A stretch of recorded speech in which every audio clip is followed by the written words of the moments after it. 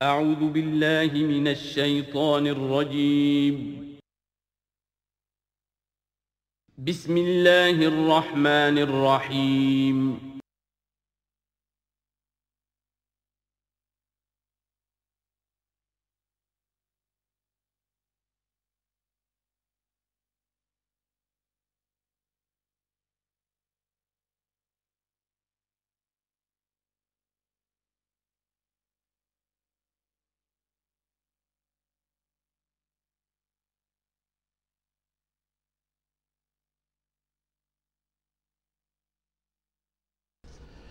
نحمده ونصلي على رسوله الكريم اما بعد فقد قال الله تبارك وتعالى كما ورد في سورة النجم اعوذ بالله من الشيطان الرجيم بسم الله الرحمن الرحيم وأن عليه النشأة الأخرى وأنه هو أغنى وأقنى وأنه هو رب الشعرى وأنه أهلك عادا الأولى وثمود فما أبقى وقوم نوح من قبل إنهم كانوا هم أظلم وأطغى والمؤتفكة أهوى فغشاها ما غشا فبأي آلاء ربك تتمارى صدق اللہ العظیم۔ اور یہ کہ اللہ ہی کے ذمے ہے دوبارہ اٹھا دینا، اور یہ کہ اسی نے دولت دی، اسی نے خزانہ دیا، لیکن اس کے ایک معنی یہ بھی ہے کہ اسی نے جس کو بھی فقر آتا ہے اسی کی طرف سے آتا ہے۔ اغنا اقنا، اقنا چونکہ یہ باب افعال ہے تو اس میں سلب ماخذ کا ایک مفہوم بھی ہوتا ہے۔ وَأَنَّهُ هُوَ رَبُّ الشِّعْرَىٰ، وہ ستارہ جس کی کہ عام طور پر پرستش کی جاتی تھی، یہ کہ اس کا رب بھی وہی ہے۔ وَأَنَّهُ أَهْلَكَ عَادًا الْأُولَىٰ، اور یہ کہ اسی نے ہلاک کیا تھا پہلے عاد کو۔ عاد وہ قوم تھی جو احقاف میں آباد تھی، جن کی طرف کہ حضرت ہود علیہ السلام مبعوث ہوئے تھے، لیکن اس کے بعد پھر جو قوم سمود وجود میں آئی، چونکہ اسی قوم عاد میں سے جو اہل ایمان تھے اور حضرت ہود علیہ السلام انہوں نے وہاں سے ہجرت کی، اور پھر ان کی نسل سے یہ دوسری قوم جو سمود وجود میں آئی، تو اسے عاد ثانیہ بھی کہا جاتا ہے کہ پہلے عاد وہ تھے، دوسرے یہ عاد ہیں۔ سمود کو بھی عاد ثانیہ کہا جاتا ہے چونکہ یہ انہی کی نسل تھی۔ تو انہو اہلک عادا الاولیٰ، اسی نے ہلاک کیا تھا پہلے عاد کو۔ وثمود فابقیٰ، اور عاد ثانیہ یعنی سمود کو بھی تو پھر کسی کو باقی نہ چھوڑا۔ وقوم نوح من قبل، اور ہلاک کیا تھا اس نے نوح کی قوم کو اس سے پہلے۔ انہم کانوا ہم اظلم واطغیٰ، یقیناً وہ تو ان سے بھی بڑھ کر ظالم اور ان سے بھی بڑھ کر سرکش تھے۔ والمؤتفکۃ اہویٰ، اور وہ بستی کہ جسے اس نے پلٹ دیا تھا، الٹی ہوئی بستی کو اس نے پٹخ دیا، اس سے مراد ہے سدوم اور عمورہ کی بستیاں۔ فغشاہا ما غشا، اور پھر اس کو ڈھانپ لیا جس چیز نے کہ ڈھانپ لیا۔ جب اس کے اوپر ایک دفعہ تو وہ زلزلہ آیا اور تلپٹ کر دیا، اور پھر اس پر کنکروں کی بارش ہوئی تھی۔ فغشاہا ما غشا، تو وہ کنکروں کی بارش نے پھر ان کو ڈھانپ دیا۔ فبأي آلاء ربك تتمارى، تو تم اپنے رب کی کون کون سی قدرتوں کے بارے میں تم اسے جھٹلاؤ گے یا ان کے بارے میں شک کرو گے۔ ھذا نذیر من النذر الاولیٰ، ھذا یہ یعنی محمد صلی اللہ علیہ وسلم یہ بھی ایک خبردار کرنے والے ہیں، جیسے کہ اور بہت سے خبردار کرنے والے پہلے آ چکے ہیں۔ من النذر الاولیٰ، پہلے کے، نذیر کی جمع نذر۔ ازفت الازفہ، آ چکی ہے قریب وہ آنے والی۔ لیس لہا من دون اللہ کاشفہ، اور نہیں ہے کوئی اس کو کھول دینے والا اللہ کے سوا۔ اس کے یہ بھی معنی ہے کہ جیسے کشتی کا لنگر کہیں ہو تو لنگر کھول کر، لنگر اٹھا کر پھر کشتی کو روانہ کیا جاتا ہے، تو ایسے ہی وہ قیامت ابھی لنگر انداز ہے، لیکن اس کو روانہ کرنا، اسے چلانا اللہ ہی کا کام ہے جب وہ چاہے گا۔ اور یہ بھی ہے کہ اس کا علم جو ہے کہ کھول کر دکھا دیا جائے کہ وہ کب آئے گی، یہ بھی صرف اللہ کے پاس ہے، اس کے سوا کوئی نہیں ہے کہ جو بتا سکے کب آئے گی۔ افمن ھذا الحدیث تعجبون، تو کیا تم کو اس بات سے تعجب ہو رہا ہے؟ ھذا الحدیث، اس قرآن ہی کے بارے میں کہا جا رہا ہے۔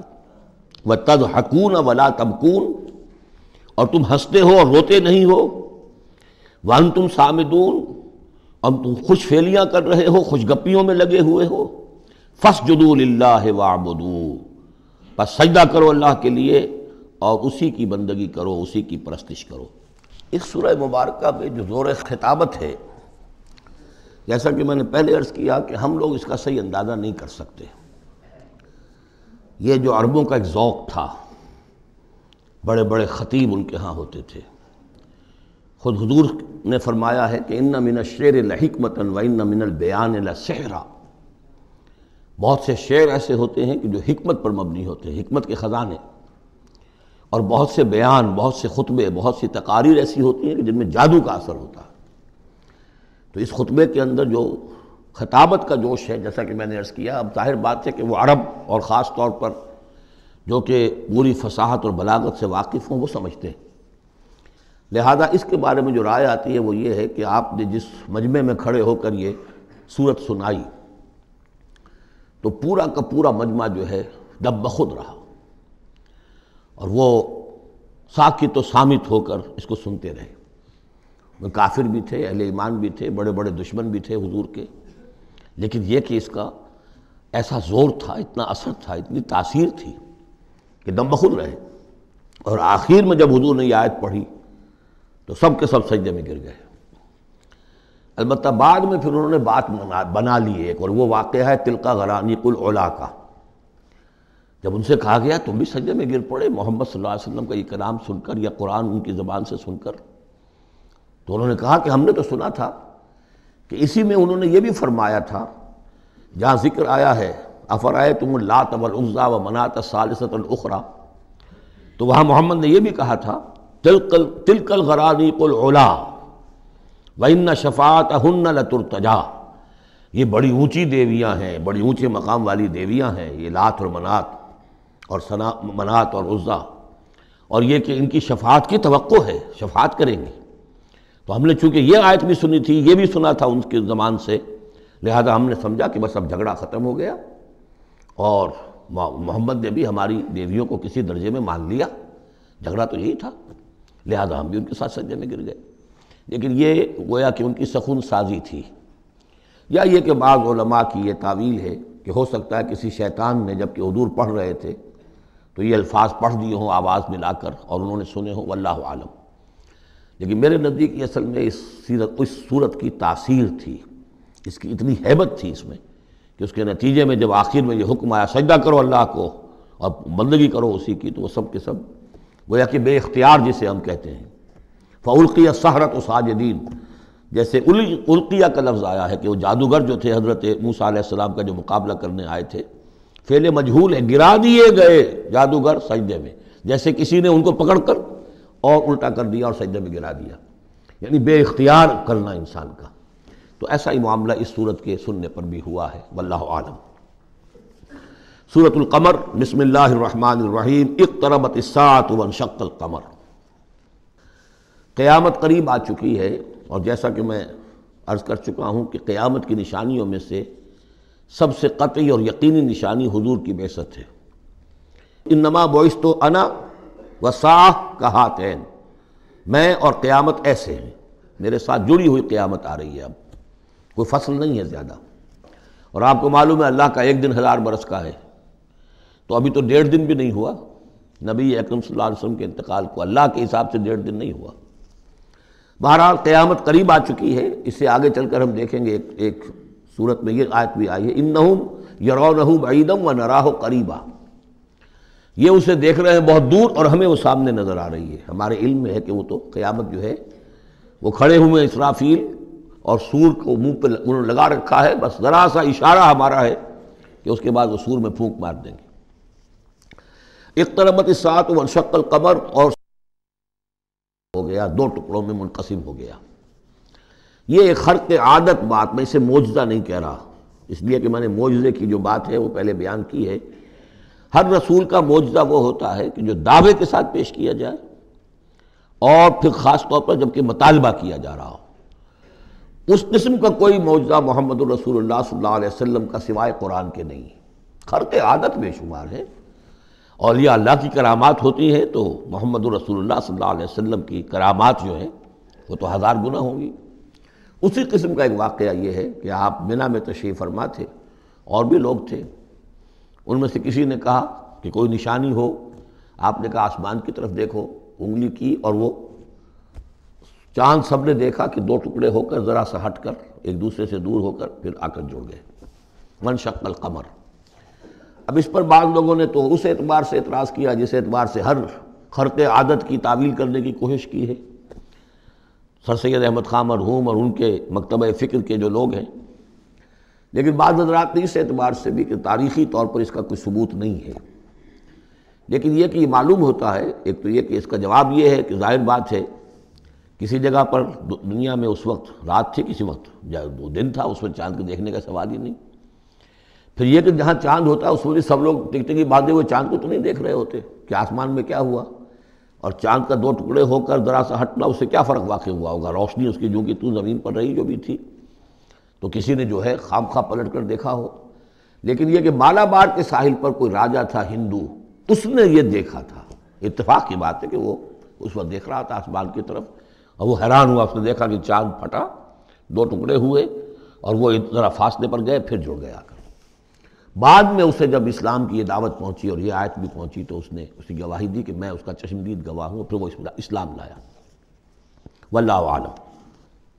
اقتربت الساعة وانشق القمر وإن يروا آية يعرضوا ويقولوا سحر مستمر، اور اگر وہ دیکھیں کوئی آیت، کوئی نشانی، تب بھی اعراض کریں گے اور کہیں گے کہ یہ تو جادو ہے جو چلا آ رہا ہے پہلے سے۔ وَكَذَّبُوا وَاتَّبَعُوا أَهْوَاءَهُمْ، اور انہوں نے تکذیب کی، جھٹلایا اور اپنی خواہشات کی پیروی کی۔ وَكُلُّ أَمْرٍ مُسْتَقِرٌ، اور ہر معاملہ جو ہے اللہ کا امر کا وہ ایک وقت معینہ کے لیے قرار پا چکا ہے۔ ہر کام کے لیے اللہ تعالیٰ کی اسکیم میں ایک وقت ہے، اس سے پہلے وہ کام نہیں ہوگا۔ لیکن یہ کہ انسان کا کام یہ کہ اپنا فرض ادا کرتا رہے، وہ کام کب ہونا یہ اللہ کا کام ہے، اللہ کے ذمہ ہے۔ ہمیں اقامت دین کی جد و جہد کرنی ہے، اس لیے کہ ہمارا وہ فرض عین ہے، ہمیں تو وہ جد و جہد کرنی ہے، ہماری نجات کا دار و مدار اس پر ہے۔ ہمارا کام یہ کہ سمجھیں اس جد و جہد کے لیے طریقہ کار کیا ہے، سیرت النبی سے اس کے لیے اخذ کریں، پھر یہ کہ اس کے کیا آداب ہیں، کیا شرائط ہیں، اور اس کے لیے جو ہے پوری طرح غور و فکر کریں، یہ بات دوسری ہے۔ پھر نظر ثانی بھی کرتے رہیں، کیونکہ اب کوئی معصوم تو ہے نہیں کہ جس کے پاس وقتاً فوقتاً جو ہے وہی آ رہی ہو اور ہدایت مل رہی ہو۔ اجتہاد ہی ہے، اجتہاد میں خطا بھی ہو جاتی ہے، بڑے سے بڑے آدمی سے ہو سکتی ہے، لیکن یہ سب کچھ اپنی جگہ پر، فرض اپنی جگہ ہے، جد و جہد کرو۔ باقی ہو سکتا ہے تمہاری زندگی میں نہ آئے، کوئی پرواہ نہیں، تمہیں اپنا فرض ادا کرنا، تم سرخرو ہو جاؤ اللہ کے ہاں کہ اللہ میں نے زندگی اسی کام میں لگا دی، بس تم کامیاب ہو جاؤ گے۔ باقی کب اللہ کو یہ کرنا یہ اللہ جانتا ہے۔ اس حوالے سے اصل میں جو لوگ ذرا ان چیزوں میں عجلت کے شکار ہو جاتے ہیں، پھر وہ یہ ہے کہ اگر دیکھتے ہیں کہ یہ تو کام نہیں ہو رہا، سیدھے طریقے سے نہیں ہو رہا، تو الٹے سیدھے طریقے، ٹیڑھی انگلیوں سے گھی نکالو اگر سیدھے سے نہیں نکل رہا، بائی ہک اور بائی کرک، دائیں بائیں سے کسی طریقے سے، پھر وہ غلطیاں ہوتی ہیں، پھر وہ تحریکیں جو ہیں غلط راستوں پہ پڑ جاتی ہیں۔ اصل غلطی یہی ہوتی ہے کہ یہ نہ سمجھا جائے کہ اس کو کر گزرنا میرا فرض ہے، نہیں نہیں نہیں، اس کو کرنے کی جد و جہد میں تن من دھن لگا دینا میرا فرض ہے، کر گزرنا یہ اللہ کے ذمہ ہے، وہ کب چاہے گا کہ یہ ہو اسی وقت ہوگا۔ وَلَقَدْ جَاءَهُم مِّنَ الْأَنبَاءِ مَا فِيهِ مُزْدَجَرٌ، ان کے پاس وہ خبریں آ چکی ہیں، انباء الرسل، جس میں ڈانٹ ہے، ان کے لیے تہدید ہے، اگر ان خبروں کو وہ سنیں اور سمجھیں تو ان کے لیے بھی اس میں سبق ہے۔ حکمتٌ بالغۃ، جہاں وہ ڈانٹ اور ڈپٹ ہے اس کے اندر، وہیں پر حکمت بھی ہے پوری، اور بالغہ پوری حکمت۔ فما تغنی النذر، لیکن یہ کہ یہ جو بھی آئے خبردار کرنے والے، ان سے ان کو کوئی فائدہ نہیں پہنچا۔ فتول عنہم، کوئی ہر صورت میں آپ دیکھ رہے ہیں، اے نبی ذرا آپ درگزر کیجئے، آپ ذرا توجہ ہٹا لیجئے۔ فتول عنہم، تو آپ ذرا ان سے آپ اپنا رخ پھیر لیجئے۔ یوم یدعو الداعی الی شیء نکر، جب وہ دن آئے گا جس دن کہ ایک پکارنے والا پکارے گا ایک بڑی ناگوار چیز کی طرف، جب سور پھونکا جائے گا اور یہ نکلیں گے اپنے قبروں سے۔ خش عن ابصارہم، ان کی نگاہیں زمین میں گڑی ہوئی ہوں گی۔ یخرجون من الاجداث کانہم جراد منتشر، یہ اپنی قبروں سے ایسے نکل کر آئیں گے جیسے کہ ٹڈی دل پھیلا ہوا، ظاہر بات ہے ایک ایک جگہ پر نہ معلوم کتنے کتنے لوگ جو ہیں وہ دفن ہیں. اب پورے 10,000 برس نسل انسانی زمین پر اگر رہی ہے یا ہو سکتا ہے اس سے بھی زیادہ ہو، اللہ عالم، تو پھر یہ کہ آخر انسان جو نکلیں گے، جو بڑے بڑے شہر گنجان آباد علاقے تھے وہاں سے جو نکلیں گے ٹڈی دل، جراد المنتشر،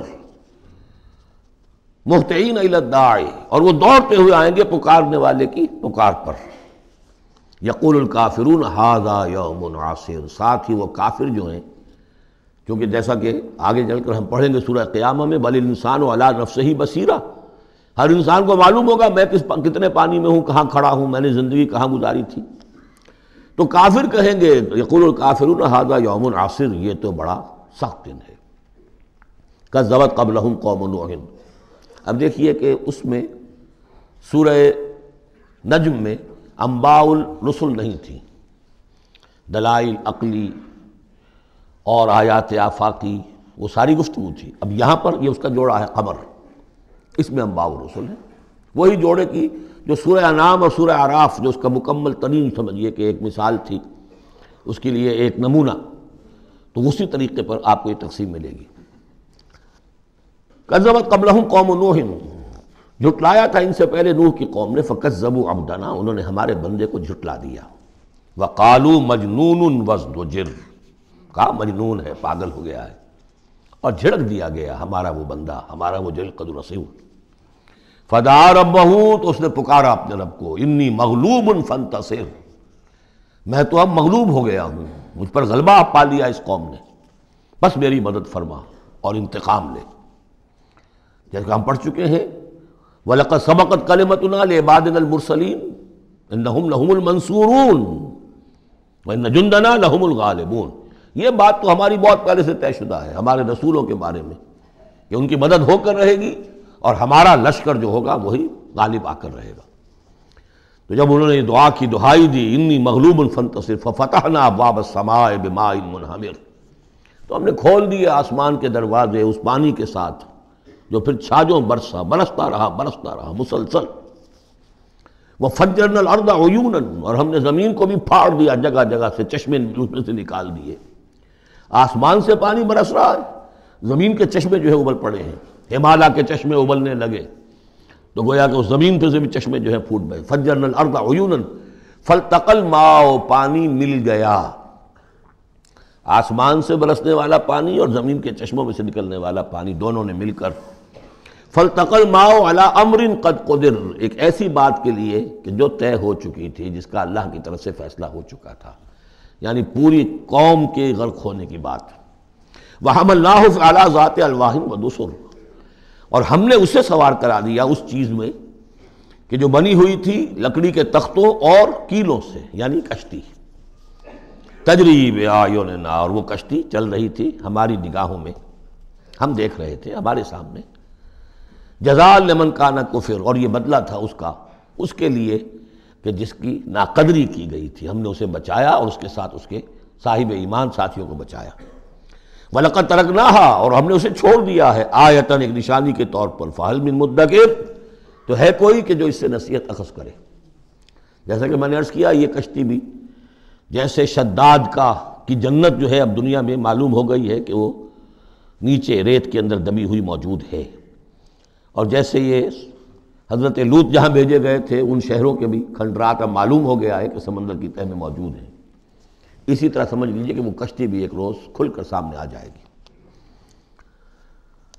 فَكَيْفَ كَانَ عَذَابِي وَنُذُرِ، تو کیسا ہوا میرا عذاب اور میرا خبردار کرنا، کھڑکھڑا دینا، ڈرا دینا.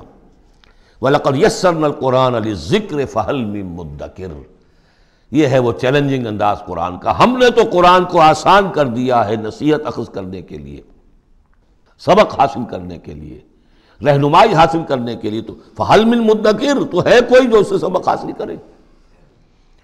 جو لوگ اس صورت کو آج پڑھ رہے ہیں، اور یہ 4 دفعہ یہ آنی ہے، یہ آیت، یہ ترجیحی آیت ہے، دوہرا کر آ رہی ہے یہاں پر. یہ آپ میں سے ہر ایک کے لیے اللہ تعالیٰ کی طرف سے ایک اتمام حجت ہے کہ آپ اگر اب بھی کمر نہیں کستے، عربی سیکھنے کے لیے وقت نہیں نکالتے، قرآن کو سمجھنے کا اگر عزم مصمم نہیں کرتے، تو گویا کہ اللہ تعالیٰ کی طرف سے جو جو پرسش ہے اور جو پوچھا جائے گا وہ اور سخت ہو جائے گی. اور کسی کو تو بتایا نہیں گیا، لوگوں کو معلوم نہیں. لوگوں کو تو صرف ثواب بتائے گئے، ليلۃ القدر میں ایک نفل پڑھو گے اتنے ہزار نفلوں کا ثواب ہو جائے گا. وہ بیچارے نفل پڑھتے جا رہے ہیں، انہیں کیا پتہ قرآن میں کیا ہے، قرآن نے کیا کہا ہے. تو فرمایا وَلَقَدْ يَسَّرْنَا الْقُرْآنَ لِلذِّكْرِ. تم یہ نہیں کہہ سکو گے اللہ بہت مشکل کتاب تھی. یہ نہیں، بہت آسان کتاب ہے. باقی رہ گئی ایک زبان، تو عربی زبان کو مردہ زبان تو نہیں ہے. عبرانی زبان کو یہودیوں نے زندہ کر دیا، مر چکی تھی بالکل. سنسکرت کو ہندوؤں نے زندہ کر دیا جو مر چکی تھی بالکل. لیکن یہ عربی زبان یہ تو بڑی زندہ زبان ہے. کتنا بڑا علاقہ ہے دنیا میں کہ جس کے بولنے والے یہ ہیں. آج کوئی انٹرنیشنل فورم ایسا نہیں ہے جس میں عربی زبان میں ترجمہ ساتھ نہ ہوتا ہو. یہ تو دنیا کی مانی ہوئی چوٹی کی زبانوں میں سے ہے. اردو کا ترجمہ نہیں ہے، حالانکہ بڑی تعداد میں لوگ ہیں اردو بولنے والے بھی، لیکن UN میں یا کہیں اور اس طرح کے اداروں میں اردو کا ترجمہ نہیں ہے. لیکن جن زبانوں میں وہاں سائملٹینیس ترجمے ہوتے ہیں ان میں عربی زبان شامل ہے. تو لیونگ لینگویج ہے، زندہ زبان ہے، سیکھنے میں کیا دقت ہے. وَلَقَدْ يَسَّرْنَا الْقُرْآنَ لِلذِّكْرِ فَهَلْ مِن مُدَّكِرٍ كَذَّبَتْ عَادٌ فَكَيْفَ كَانَ عَذَابِي وَنُذُرِ. جھٹلایا تھا قوم عاد نے بھی، تو کیسا رہا میرا عذاب اور میرا خبردار کرنا. اِنَّا أَرْسَلْنَا عَلَيْهِمْ رِيحًا صَرْصَرًا. ہم نے ان پر مسلط کر دی، بھیج دی ان پر ایک تند ہوا. فی یوم نحس مستمر، ایک نحوست والے دن میں. اور پھر وہ ہوا چلتی چلی گئی. تنزع الناس، وہ اکھاڑتی تھی لوگوں کو. جیسے آپ کسی درخت کے تنے کو اکھاڑتے ہیں تو اس طرح وہ ہوا لوگوں کو اکھاڑتی تھی. کأنہم اعجاز نخل منقعر، گویا کہ وہ تنے ہیں یا جڑیں ہیں کھجور کی، اکھڑی ہوئی یا کھوکھلی. تو اس طریقے سے وہ، اور چونکہ بڑے طویل القامت لوگ تھے تو وہ پھر جب گرے ہیں مر کر پٹک کر، جب کہ ہوا نے ان کو پٹکا ہے اور مرے ہیں، تو جو پڑے ہوئے تو معلوم ہوتا تھا کہ کھجوروں کے تنے پڑے ہوئے. فَكَيْفَ كَانَ عَذَابِي وَنُذُرِ. تو کیسا رہا میرا عذاب اور میرا خبردار کرنا. وَلَقَدْ يَسَّرْنَا الْقُرْآنَ لِلذِّكْرِ فَهَلْ مِن مُدَّكِرٍ. پھر دوہرا دیا گیا، پھر کان کھول کر سن لیجیے. ہم نے تو اس قرآن کو آسان کر دیا ہے سبق حاصل کرنے کے لیے، نصیحت اخذ کرنے کے لیے. تو ہے کوئی کہ جو اس سے سبق حاصل کرے، رہنمائی اخذ کرے. کذبت ثمود بالنذر. اسی طرح قوم ثمود نے بھی جھٹلایا خبردار کرنے والوں کو. فقالوا ابشرا منا واحدا نتبعہ. کیا ہمارے اندر ہی سے ایک شخص، ہم اس کی پیروی کریں، اس کی پیروی کریں گے ہم. یہ کون ہے؟ صالح، ہمارا ایک فرد ہے، ہماری قوم کا ہے. بشرا منا واحدا، ہمارا ہی ایک بشر، ہم ہی میں سے. نتبعہ، ہم اس کے پیچھے چلیں گے، اس کا کہنا مانیں گے، اس کی پیروی کریں گے، اس کی اطاعت کریں گے. انا اذا لفی ضلال وسعور. پھر تو ہم گویا کہ اپنے ہاتھوں اپنے آپ کو ڈال دیں گے گمراہی کے اندر بھی اور آگ کے اندر بھی. شعیر کی جمع ہے یہ سعور. یعنی یہ ہمیں خبر دے رہا ہے کہ آخرت میں اگر تم نے مجھے نہ مانا تو جہنم میں جھونکے جاؤ گے. ان کو مان کر ان کے پیچھے چلے تو گویا کہ ہم نے اپنے آپ کو یہی جہنم میں جھونک دیا. اَلْقِیَ الذِّکْرُ عَلَیْہِم مِن بَینِنَا. کیا ذکر انہی پر القاء کیا گیا ہمارے مابین؟ کوئی اور نہیں ملا تھا بڑا چودھری ہمارا؟ بل ہوا کذاب نشر. نہیں، یہ جھوٹا ہے اور شیخی خورا ہے، خام خواہ جو ہے بڑائی مار رہا ہے کہ مجھ پر وہی آئی ہے. سَیَعْلَمُونَ غَدًا مَنِ الْکَذَّابُ الْأَشِرُ. بتا دیا گیا کہ کل ہی تمہیں معلوم ہو جائے گا، عنقریب معلوم ہو جائے گا کون جھوٹا ہے، کون شیخی خورا ہے، صالح یا تم. اِنَّا مُرْسِلُ النَّاقَةِ فِتْنَةً لَهُمْ. ہم بھیج دیتے ہیں. یہ اونٹنی کا جو معجزہ انہوں نے طلب کیا تھا، یہ ان کے لیے فتنہ ہے، ان کے لیے آزمائش ہے. فَارْتَقِبْهُمْ وَاسْتَبِرْ. تو اب ان کا انتظار کیجئے. اے صالح، ان سے گفتگو ہو رہی ہے، وَاسْتَبِرْ، اور ذرا صبر کیجئے، چند دن کی مہلت. وَنَبِّئْهُمْ أَنَّ الْمَاءَ قِسْمَةٌ بَيْنَهُمْ. انہیں خبردار کر دیجئے، بتا دیجئے انہیں کہ پانی جو ہے ان کے مابین اب تقسیم ہو جائے گا.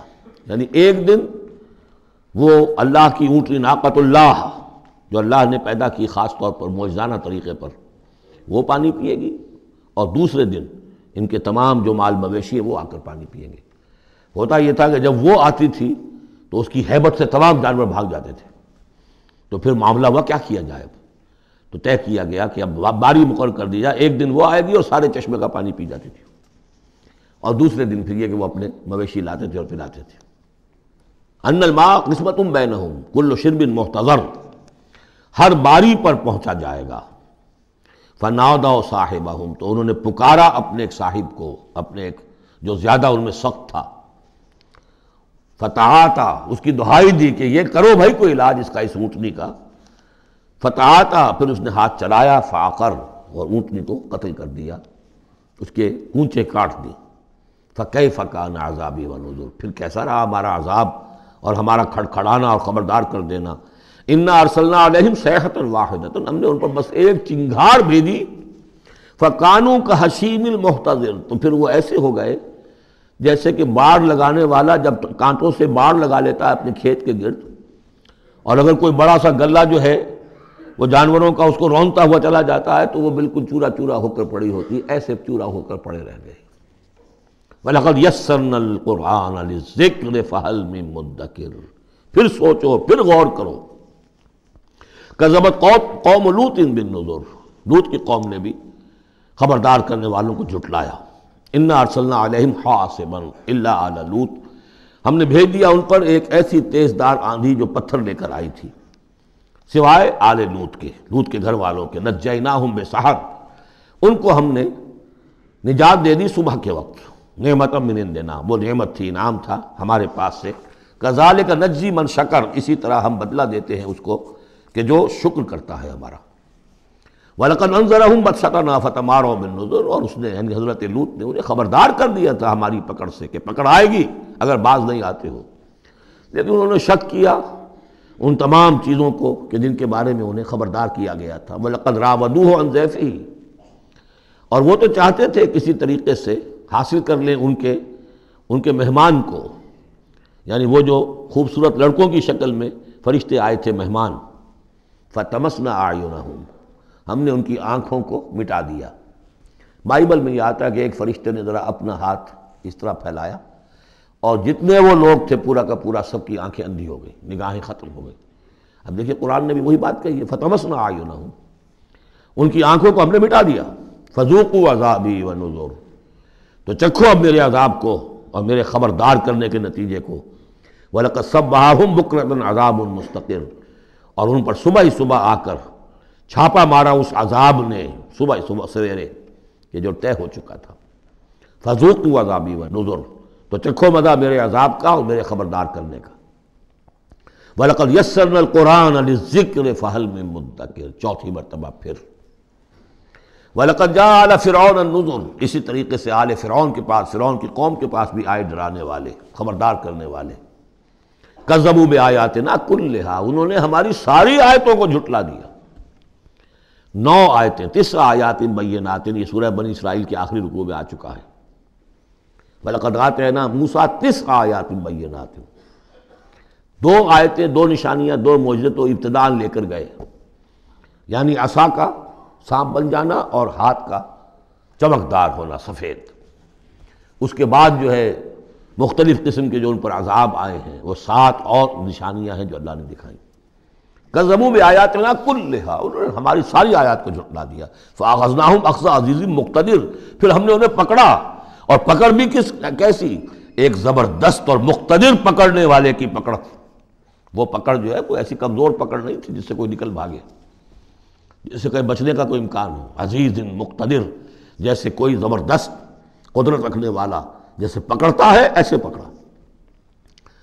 اب یہاں یہ ساری گفتگو کر کے اب روئے سخن ہے حضور صلی اللہ علیہ وسلم اور جو کفار مکہ ہیں۔ اکفارکم خیر من اولئکم، بھلا اے قریش تم سوچو کیا تمہارے کفار جو ہیں، جو تم میں سے جو لوگ جو کفر کر رہے ہیں، وہ بہتر ہیں ان کافروں سے؟ اگر ان پر اللہ کا عذاب آیا تھا تو تم پر کیوں نہیں آ جائے گا؟ اکفارکم خیر من اولئکم ام لکم براۃ فی الزبر، یا تمہارے لیے اللہ تعالیٰ کی طرف سے کوئی فارغ خطی ہے، کوئی ایشورنس ہے کسی سابقہ کتابوں میں کہ تم پر عذاب نہیں آئے گا؟ اگر ان پر عذاب آیا، ان کو اللہ نے ہلاک کر دیا، ان کو برباد کر دیا، تو کون سی رکاوٹ ہے؟ کیوں نہیں تم پر آئے گا؟ ام یقولون نحن جمیع منتصر، کیا ان کا خیال ہے کہ ہماری بڑی جمعیت ہے، ہم طاقتور ہیں اور ہم بدلہ لینے پر قادر ہیں؟ سیہزم الجمع ویولون الدبر، ان قریب ان کی جمعیت شکست کھا جائے گی۔ آخر غزوہ بدر میں کیا ہوا؟ ویولون الدبر، اور وہ پیٹھ دکھائیں گے اور بھاگیں گے۔ تو روایت سیرت میں جو آتا ہے واقعہ کہ حضور نے جو طویل دعا کی اور طویل سجدہ کیا بدر سے ایک شب پہلے، طویل ترین دعا آپ نے کی، طویل ترین سجدہ کیا، اس میں جو دعا کی اس میں یہاں تک الفاظ آئے کہ اللہ اگر یہ سب ہلاک ہو گئے جو میری 15 برس کی کمائی ہے جو میں نے لا کے میدان میں ڈال دی ہے، پھر قیامت تک تیری بندگی کرنے والا کوئی نہیں ہوگا۔ کیوں؟ کہ میں تیرا آخری رسول ہوں، میرے بعد کوئی نبی نہیں، کوئی رسول نہیں، میری 15 برس کی کمائی یہ ہے جو میں نے لا کے یہاں ڈال دی۔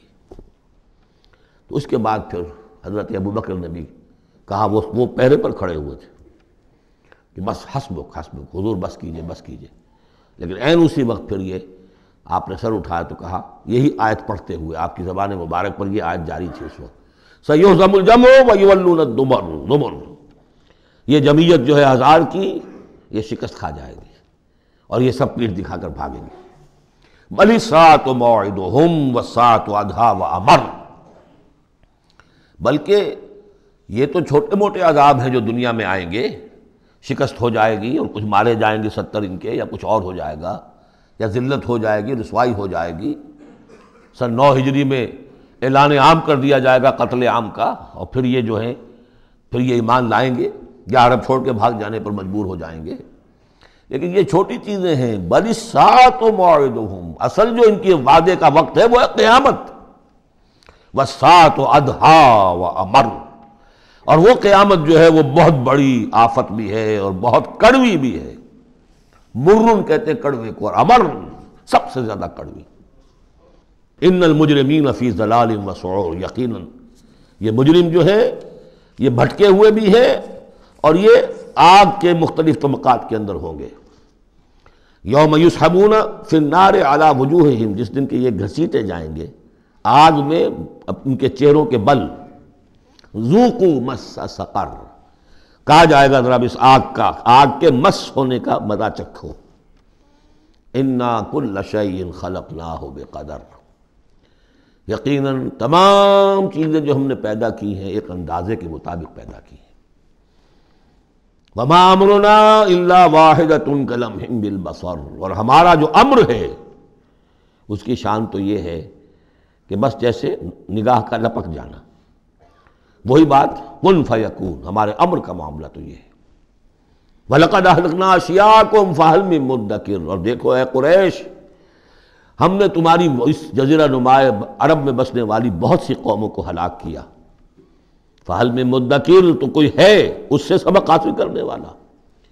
یعنی ایک قرآن ہے جو تمہارے لیے تذکر کا سورس ہے، ایک وہ تاریخ ہے، آیات تاریخیہ، ایام اللہ، ان سے تم سبق حاصل کر سکتے ہو، ایک آیات آفاقی و انفسی ہیں، ان سے سبق حاصل کر سکتے ہو۔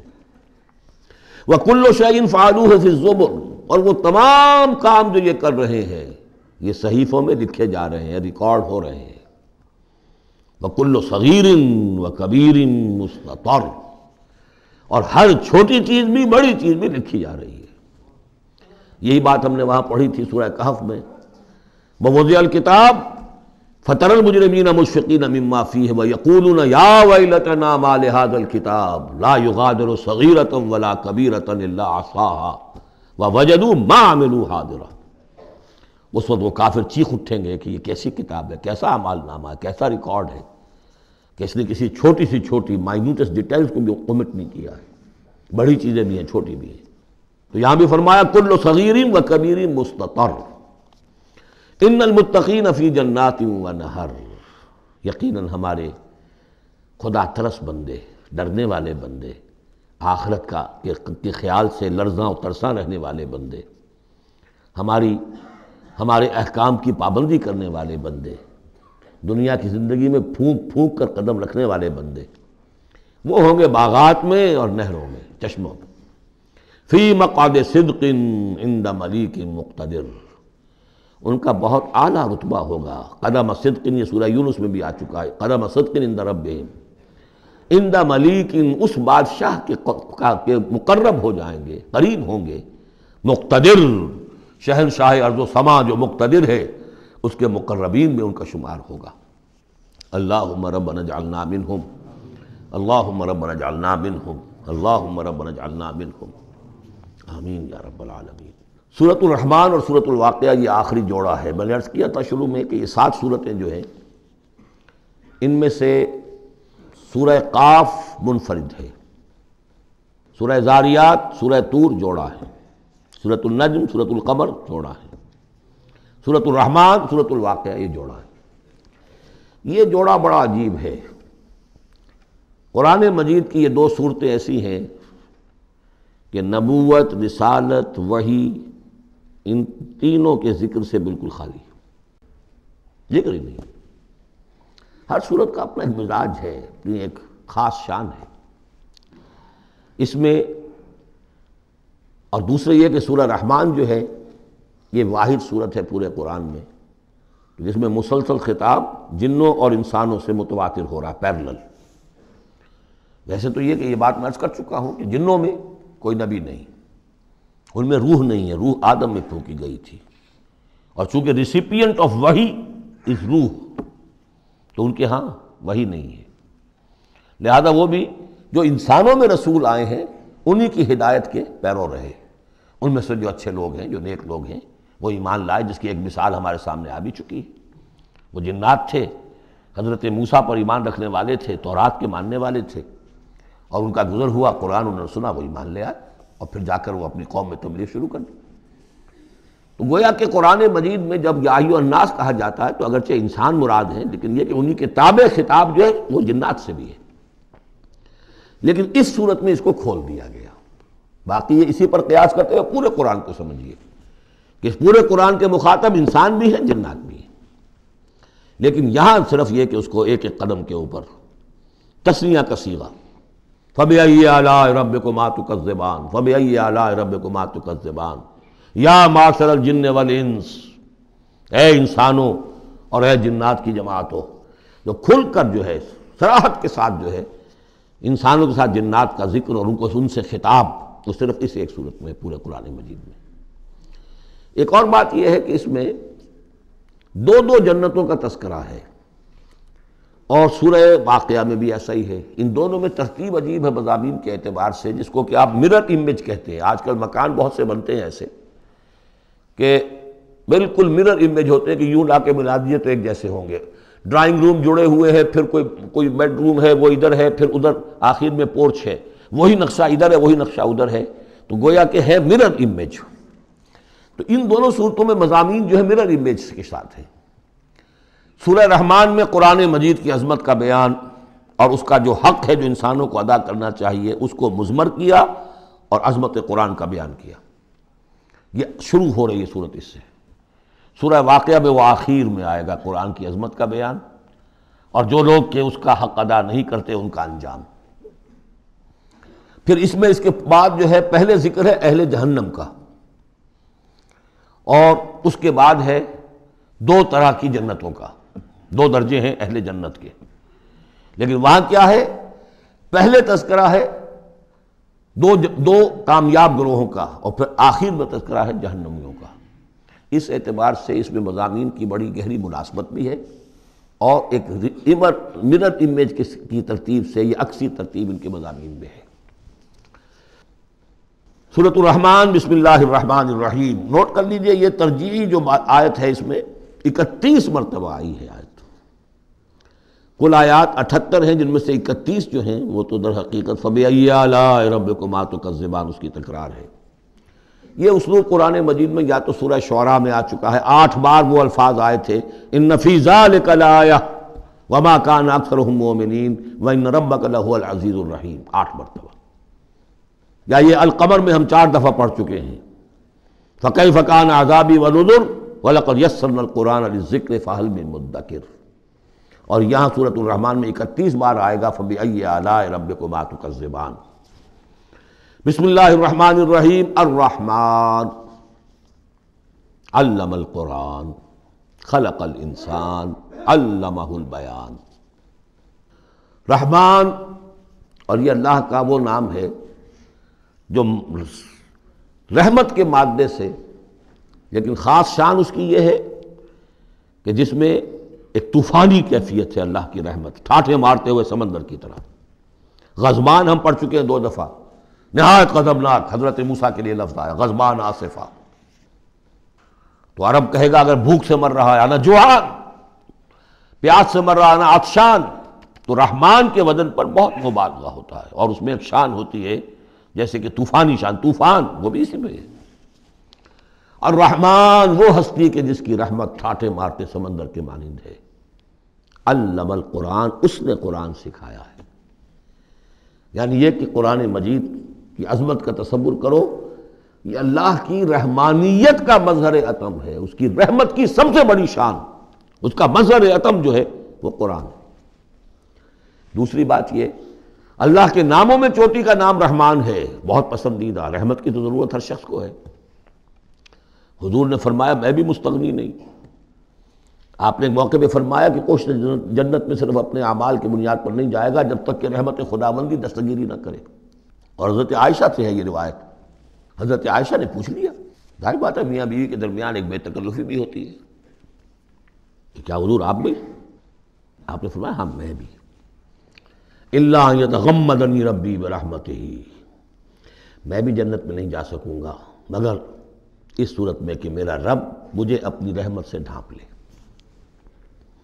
تو رحمان چوٹی کا نام ہے اللہ کے ناموں میں سے. اور جو علم اللہ نے دیا ہے انسان کو، اس میں چوٹی کا علم قرآن ہے. ایک علم وہ ہے ریویلڈ نالج جس کی چوٹی یہ ہے، ایک علم ہے ایکوائرڈ نالج، رفتہ رفتہ انسان جا رہا ہے. لیکن سب سے اونچا علم، سب سے بڑا علم خلق الانسان، اسی نے انسان کو بنایا، اور اس کی کریشن کا کلائمیکس انسان ہے. تخلیق کی معراج انسان ہے. خلقتہ بیدی، اپنے دونوں ہاتھوں سے بنایا ہے، جس میں عالم امر اور عالم خلق جمع ہو گئے. اس سے آگے علمہ البیان، جو صلاحیتیں انسان کو دی ہیں ان میں چوٹی کی صلاحیت جو ہے بیان ہے. انسان کو کہا گیا حیوان ناطق، نطق، قوت بیان. اور یہ بات ہمیں معلوم ہے کہ یہ جو انسان کا جو برین ہے، ظاہر بات ہے گوریلاز میں بھی ہے، چمپینزیز میں بھی ہے، اور بھی حیوانات کے اندر بھی ہے، گھوڑے کا بھی برین ہے. لیکن یہ برین جیسے جیسے رفتہ رفتہ لوور اینیمل سے اوپر آپ آ کر دیکھتے ہیں، ہائیسٹ انسان کے اندر آ کر اس کا جو گرے میٹر ہے، وہ جو ہائیسٹ ایوالوڈ فارم ہے، اس میں مختلف ایریاز ہیں. یہ ویژن کا ایریا ہے، آنکھ سے جو انفارمیشن جا رہی ہے وہ پھر ڈسائفر ہوتی ہے گرے میٹر کے اس پچھلے حصے کے اندر. ہیئرنگ ایریا ہے. لیکن سب سے بڑا رقبہ جو ہے وہ ہے اسپیچ سینٹر، اور اس کے 2 حصے ہیں، دوسرے کی بات سننا اور سمجھنا، پھر اپنی بات کہنا. یہ 2 ایسپیکٹس ہیں اس کے. تو اسپیچ سینٹر، اس میں دونوں چیزیں آ جائیں گی، کلام کا فہم اور پھر کلام کو دوسروں تک پہنچانا. تو علمہ البیان، اللہ نے صلاحیتیں تو اور بھی دی انسانوں کو بہت سی، آنکھ بھی دی، کان بھی دیا. لیکن یہ آنکھ اور کان تو حیوانات میں بھی ہے، بلکہ بعض حیوانات کی بصارت ہم سے کہیں زیادہ آگے ہے. بعض حیوانات وہ ہیں کہ جنہیں روشنی کی بھی ضرورت نہیں دیکھنے کے لیے، بغیر اندھیرے میں بھی دیکھتے. ہم تو اندھیرے میں نہیں دیکھ سکتے. اس طرح کان، گھوڑے کا کان جو ہے اس کے کان کھڑے ہو جاتے ہیں اینٹنا کی طرح سے. اگر کہیں سے آہٹ ہو، جب یہ اب تک گھوڑ سوار نے کچھ نہیں دیکھا، کھلا سنا ہے، لیکن ذرا سی آہٹ کہیں کہ گھوڑے نے سن لی. اس حوالے سے باقی چیزیں جو ہیں ان میں تو یہ کہ علیحدہ علیحدہ گنا جائے گا تو صلاحیتیں باقی شاید انسان سے بہتر بھی دوسرے حیوانات میں ہیں. سونگھنے کی صلاحیت کتے میں جتنی ہے ہمارے پاس تو 1/100 بھی نہیں ہے. حیوانات میں سونگھنے کا ایریا جو ہے وہ بہت بڑا ہوتا ہے برین کے اندر. وہ سونگ کر چیزوں کو اندازہ کرتے ہیں کھانے کی ہے کہ نہیں ہے. لیکن انسان کے ہاں آ کر ہائیسٹ لیول آف برین میں یہ اسپیچ سینٹر ہے. اب یہ جو 4 آیتوں سے 3 جملے بنے، الرحمن آیت 1 ہو گئی لیکن جملہ تو نہیں بنا. الرحمن مبتدا ہے، علم القرآن خبر ہے، جملہ اب بنا. تو جملے 3 ہوئے، الرحمن علم القرآن خلق الانسان علمہ البیان. اس کو جو ریشو پروپورشن کا قاعدہ ہوتا تھا نسبت و تناسب کا حساب میں، ارتھمیٹک میں 3 ویلیوز دی گئی ہیں، چوتھی تلاش کرو. چوتھی ویلیو اس میں کیا ہے جو مضمر ہے، چھپی ہوئی ہے. انسان کو جو بہترین صلاحیت اللہ نے دی ہے قوت بیان، اس کا مصرف بھی ہونا چاہیے بہترین. اس کا بہترین مصرف یہ ہے کہ قرآن سمجھو اور سمجھاؤ. قرآن پڑھو اور پڑھاؤ۔ جیسے کہاوت ہے کہ توپ اس لیے نہیں بنتی کہ اس سے مکھیاں ماری جائیں، اسی طرح اتنی بڑی صلاحیت جو تمہیں اللہ نے دی ہے، اسی صلاحیت کو وکلاء استعمال کرتے ہیں نا، جو اچھا آرگو کر سکے اس کی فیس بڑھتی چلی جاتی۔ ڈیماگوگ کوئی لیڈر ہے، بڑی اچھی تقریر کر سکتا ہے، وہ مرنے مارنے پر جو ہے مجمع کو آمادہ کر دے گا، لوگوں کو آمادہ کر دے گا، وہ اپنی گردنیں کٹوا دیں گے، لیڈر بن جائے گا۔ تو یہ صلاحیت جو ہے اس لیے نہیں ہے کہ تو دنیا میں لیڈریاں اپنی بناؤ اس کے ذریعے سے، اس کا مصرف کیا ہے؟ قرآن سمجھو اور سمجھاؤ۔ یہ ہے بیان، اللہ کا بیان۔ اس بیان کو سمجھنا، پہلے تو اسپیچ سینٹر کا وہ حصہ جو ہے اس کو سمجھے، اور پھر اسپیچ سینٹر کا جو دوسرا جو حصہ ہے وہ اس کو بیان کرے۔ چنانچہ اس کو کھول کر بیان کر دیا محمد رسول اللہ صلی اللہ علیہ وسلم نے۔ حدیث ہے آپ کی جس کے راوی ہیں عثمان ابن عفان۔ دیکھیے نام کے اندر بھی وہ قافیہ مل رہا ہے، الرحمن علم القرآن خلق الانسان علمہ البیان عن عثمان ابن عفان۔ اب عفان کے بیٹے عثمان نے روایت کیا، حضور نے فرمایا خیرکم من تعلم القرآن وعلمہ، اور خیر یہاں پر سپرلیٹو کے سنس میں آ رہا ہے، تم میں بہترین لوگ وہ ہیں جو قرآن سیکھیں اور سکھائیں۔ اب سورہ قمر کے فوراً بعد یہ وَلَقَدْ يَسَّرْنَا الْقُرْآنَ لِلذِّكْرِ فَهَلْ مِن مُدَّكِرٍ الرحمن علم القرآن خلق الانسان علمہ البیان الشمس والقمر بحسبان۔ یہ سورج اور چاند سب ایک حساب کے ساتھ ہیں، ان کی گردش حساب کے ساتھ ہے، اسی حساب سے دن بن رہے ہیں، راتیں بن رہی ہیں، ہفتے اور سال اور مہینے بن رہے ہیں۔ والنجم والشجر یسجدان، نجم جو ہے تو ستارے، سورج اور چاند کے مناسبت سے تو اس کے لیے ستارے کی مفہوم ہے، لیکن نجم جو عربی زبان میں جھاڑیوں کو بھی کہتے ہیں جو زمین میں ہوتی ہیں، کیونکہ یہ ستارے بھی زمین میں اتنے نظر آتے ہیں جیسے کہ جھاڑیاں ہوں۔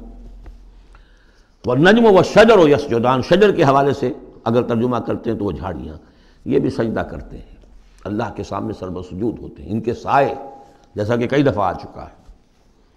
والسماء رفعها ووضع الميزان، اور آسمان کو اس نے بلند کیا اور اس میں رکھے ترازو۔ یہاں اس سے مراد وہ ترازو نہیں ہے جو کہ تولتی ہے دنیا کے اندر، اس میں بیلنس ہے، کاسمک بیلنس۔ آسمان اور زمین کے اندر، آسمان میں جتنے اجرام سماویہ ہیں، ان کو جو چیز تھامے ہوئے ہے، قائم رکھے ہوئے ہے، وہ ایک بیلنس ہے۔ جو کشش ثقل ہے، ان کی مختلف، یہ سب ایک دوسرے کو کھینچ رہے ہیں، اور ادھر ادھر سے دونوں طرف سے جو کھینچ ہے وہ ہر کرے کو اپنی جگہ پر رکھے ہوئے ہیں۔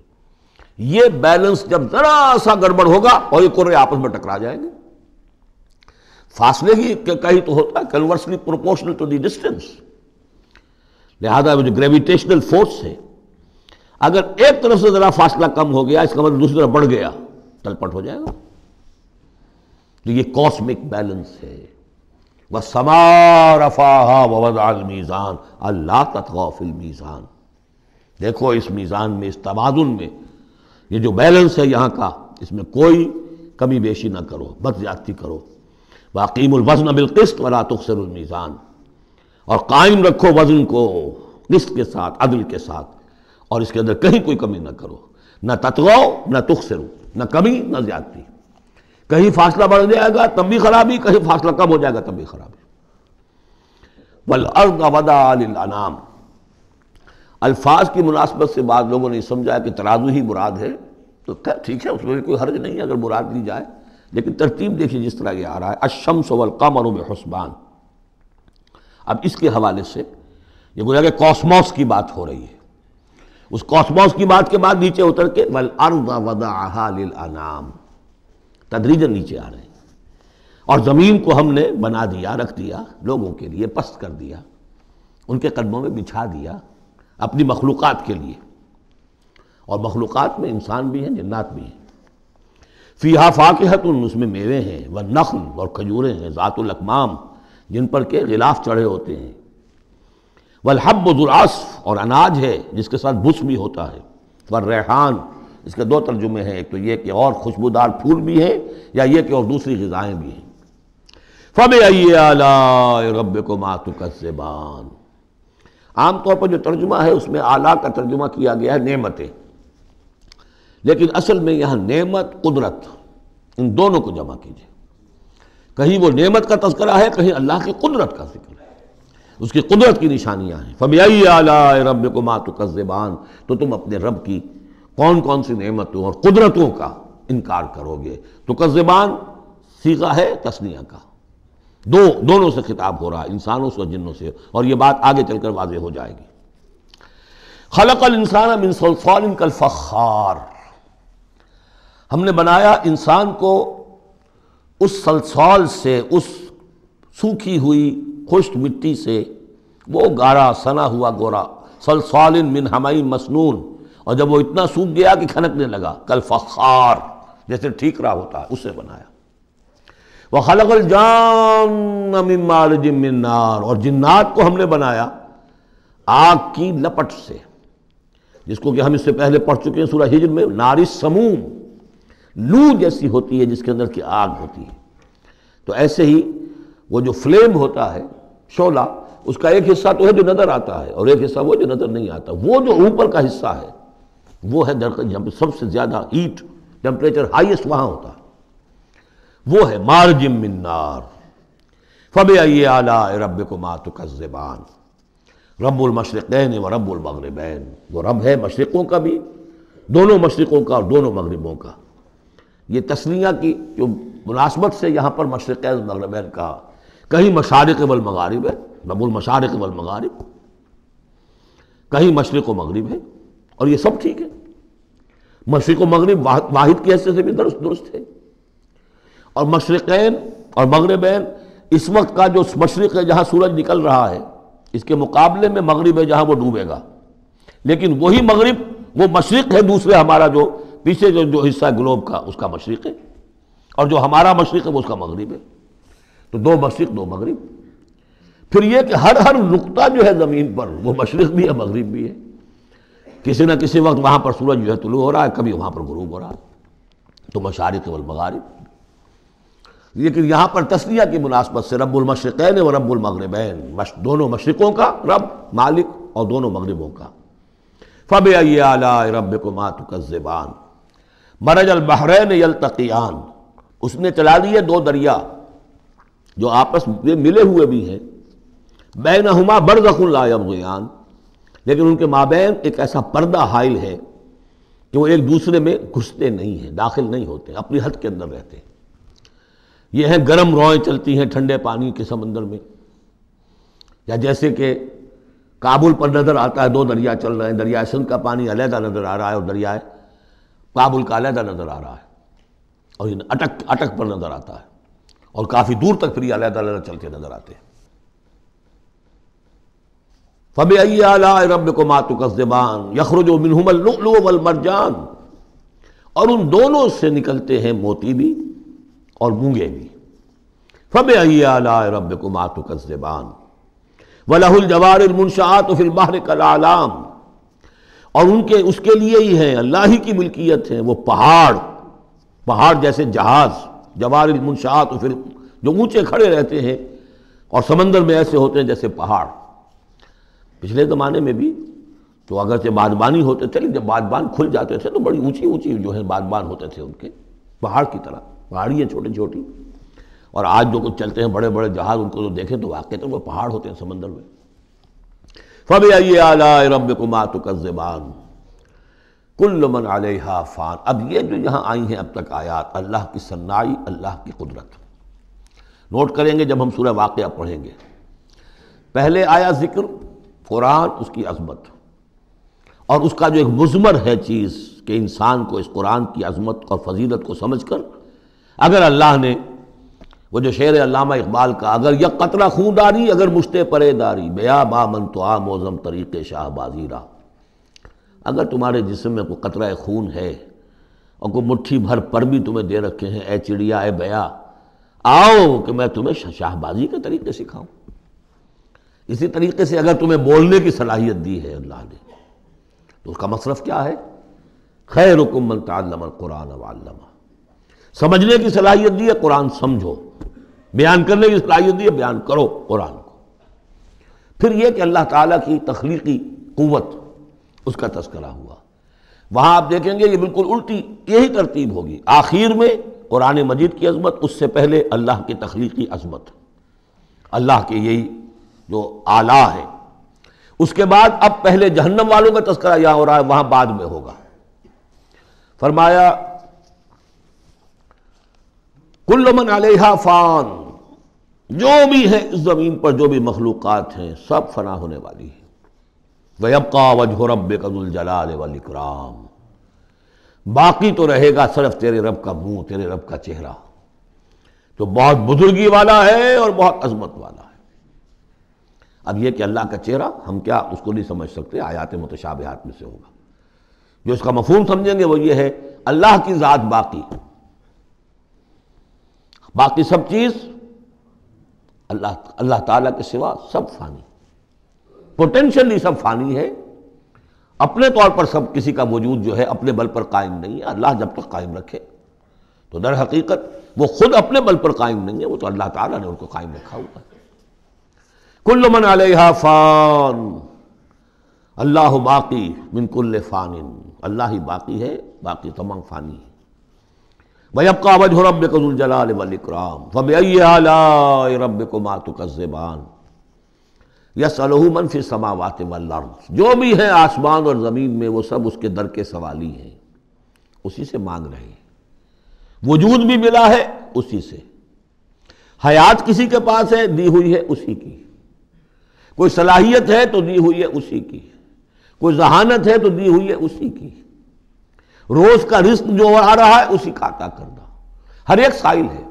جو سورہ محمد میں ہم نے پڑھا کہ تم سب فقراء ہو واللہ هو الغنی وانتم الفقراء، تم سب کے سب محتاج ہو، تمہارا وجود مستعار، تمہاری حیات مستعار، تمہیں علم جو دیا اس نے دیا جتنا دیا۔ فلا یحیطون بشیء من علمہ الا بما شاء، تو تمہاری کیفیت یہ ہے۔ یسألہ من فی السماوات والارض، اسی سے مانگتا ہے جو بھی ہے آسمانوں میں اور زمین میں۔ کل یوم ہوا فی شان، وہ ہر دن ایک شغل میں ہے، اس کی ایک مصروفیت ہے۔ یا میرے نزدیک اشارہ ہے اسی بات کی طرف، یدبر الامر من السماء الى الارض ثم یعرج الیہ فی یوم کان مقدارہ الف سنۃ مما تعدون، تدبیر امر ہے، ایک دن کی تدبیر وہ کرتا ہے، کیا کچھ اگرچہ وہ ایک دن اس کا 1000 سال کا ہے، اس میں کیا کیا ہونا ہے، کس طرح سے ہونا ہے، پھر وہ احکام کی تنفیذ ہوتی ہے، پھر اس کی رپورٹ ہے، اس کو واپس جاتی ہے۔ تو کل یوم ہوا فی شان، وہ کوئی ایک یوں سمجھیے کہ کوئی اسٹیٹک کوئی حقیقت نہیں ہے، خود اس کی مصروفیات، کل یوم ہوا فی شان، نئی شان کے ساتھ اس کا ظہور ہوتا ہے۔ کل یوم ہوا فی شان فبأی آلاء ربکما تکذبان سنفرغ لکم ایھا الثقلان۔ اب یہاں پر کھل کر بات کی کہ یہ تکذبان کیوں کہا جا رہا ہے۔ ہم جلد ہی فارغ ہو جائیں گے تمہارے لیے، اے دو بھاری قافلوں، اے انسانوں کا قافلہ اور اے جنات کے قافلے۔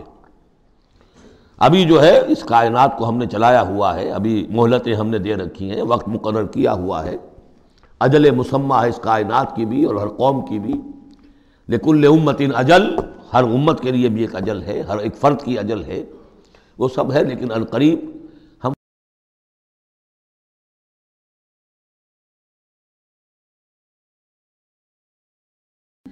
فَبِأَيِّ آلَاءِ رَبِّكُمَا تُكَذِّبَانِ، تو اے جنات اور اے انسانوں کی جماعت ہو، تم اپنے رب کی کن کن نعمتوں کا اور کن کن صنائیوں کا، کن کن قدرتوں کا انکار کرو گے۔ بارک اللہ لی و لکم فی القرآن العظیم ونفعنی وإیاکم بالآیات والذکر الحکیم۔